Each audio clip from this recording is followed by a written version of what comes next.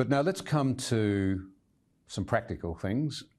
In the book you wrote when you left the Parliament, or at about that time, 2008 or so, you finished up in your final chapter, Unfinished Business, talked about some of the things that looked like they needed addressing then at a time when the country was in a very good place. Water management, closing the gap between Indigenous and white life expectations and outcomes, how we handle our constitutional arrangements, so monarchy and so forth. I kind of get the feeling, though, that it's back to the future. We're almost looking again at some of the big issues we thought the country had resolved. Yeah, look, I think as I look back on the last decade, the financial position has slipped enormously. You go back to 2007, 2008, the Commonwealth government had no debt, no net debt. And I thought that would be a reform that would set the country up for generations.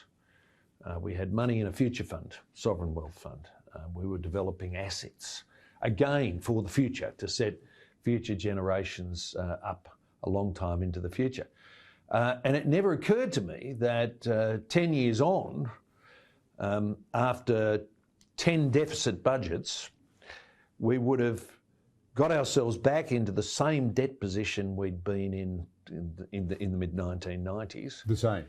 Exactly. As a proportion of the economy? Right. So that, everything that our government paid off, every dollar of debt that we paid off over a 10-year period has been reborrowed again. We've gone right back to where we were. And we paid off debt with 10 surplus budgets. Since that time, governments of both persuasions have reborrowed debt with collectively 10 deficits. So it's been 10 years of surplus, 10 years of deficit, and it never occurred to me we'd be back where we started. But we are, and it's important that we try and explain why that actually matters. Now, when we were sworn in, you and I were there at the same event, same table afterwards. The term, I don't think I'd heard it before then, intergenerational theft came up. And you and John Howard resolved that we were not going to engage and continue in intergenerational theft. And a so-called razor gang was set up. In the first 14 months, I think the 5 or 6 of us sat for something like 5 months of grinding work. It was gruelling. It was gruelling. My memory of a long, cold winter in Canberra, actually. Yeah, well, yes. Intergenerational theft, it strikes at the idea that we have responsibilities for the next generation, and yet young people are probably pretty unaware that that was a real concern on our part. Why does it matter? Well, when you think about government finances, it is pretty simple. If the government spends less than it raises, that's a surplus. It's got money on hand. If the government spends more than it raises, it's got to borrow the difference.